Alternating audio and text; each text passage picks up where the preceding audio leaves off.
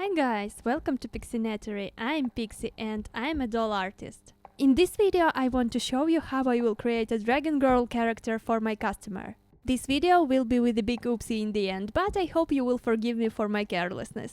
Lately I had a lot of work to do, and how it often happens, some things just slipped out of my attention. It happened this time. But this issue isn't that big of a deal, since this doll came out mesmerizing as she planned in the first place. I just forgot to film some parts of her in the final footage. Anyway, I hope you will like this process video and this character, so let's start.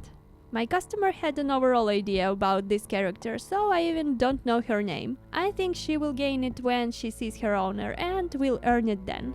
Till now I will call this doll a dragon girl, as the title says. So the idea was quite simple but elegant. It should be a tribal fantasy, nature vibe doll with elements that recall Croatian. I got few picture references from my customer and you can see those here. And I made the design of this doll in my head. She should be in very settled colors, using mostly natural fabrics, but with a few bright but still calm color accents. Croatian is a hobby of my customer and I myself know nothing about it. But I guess I managed to apply some elements that slightly reminded me of this hobby into design. And to the clothing we go. So, as you can see, I already made patterns and started to assemble the pants. For this outfit I used suede as main fabric.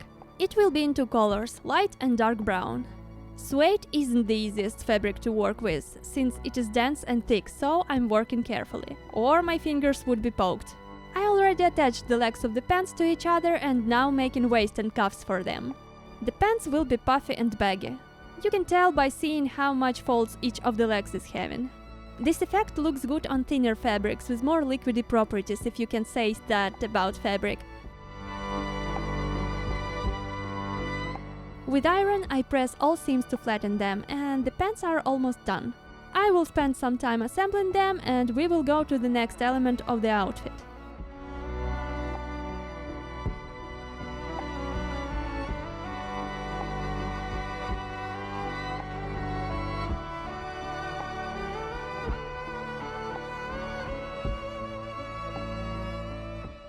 Adding accessories is a big deal in my work, so I truly try to pick those that will match my idea the best. Like these beaded pendants, for example. It looks nice here, and those beads reminds me of a crochet little bit. Also at this point I will start adding more colors to my design. When you're adding accents, those shouldn't be too screaming, if you know what I mean. Those should be just enough to add brightness to a look and make other colors pop.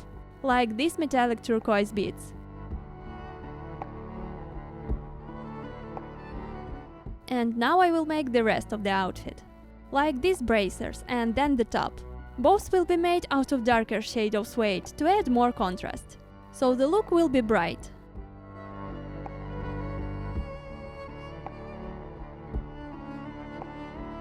For the top I picked a model with open shoulders and with cord straps.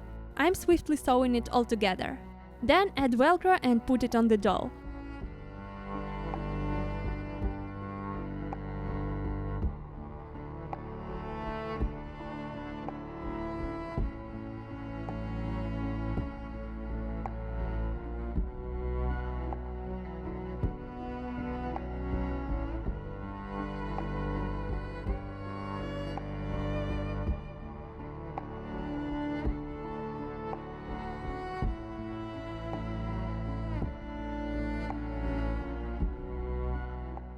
I see that my idea worked out, so I add some dangles to finish.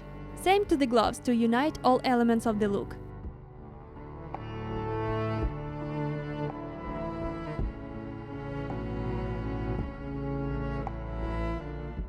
For feet I will make simple suede wraps with ties. Nothing too extreme, as you can see.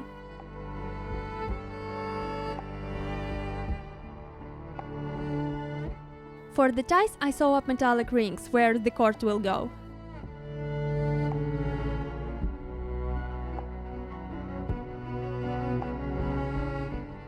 And jump into the hood. For the head I decided to stick with the roguelike elements such as hood. I picked the same fabric I took for the pants. I made small embroidery on the border in advance. Sew it up and you already can see where it all goes. add some suede cord ties just for a little bit of balance. And you can see how hard it is to put a needle through a few layers of suede. On the ends of the ties I attached the same bronze drops.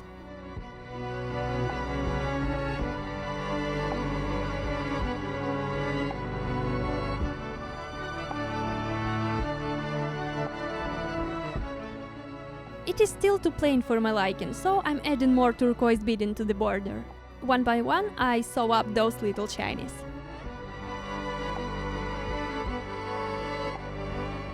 And to actually make this girl a dragon, I will make her tail and wings. For it I picked brown and dust pink PU fabrics. Starting with wings. I already made similar ones in my Verostica Mayday video, so you can watch it as well.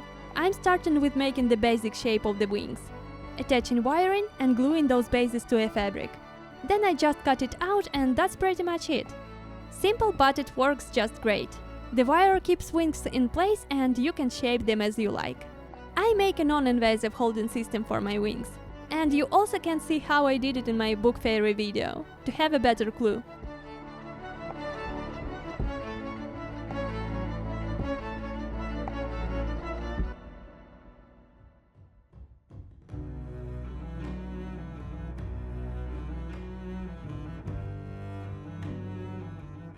And wings are done. Now to the tail. It also will be quite easy to make it if you know how to do it. So watch. You need a triangle to basically make a cone shape, just like in ice cream. I'm also adding a small pink accent, so just to suit my vision of this character. When it is done, I'm filling the insides of the tail with a plush toy filler and long piece of aluminum wire. The principle is just the same as for the wings.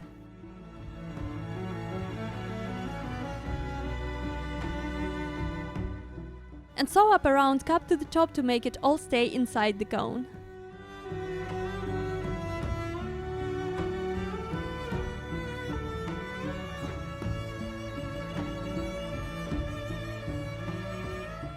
Snaps will hold the tail on the pants.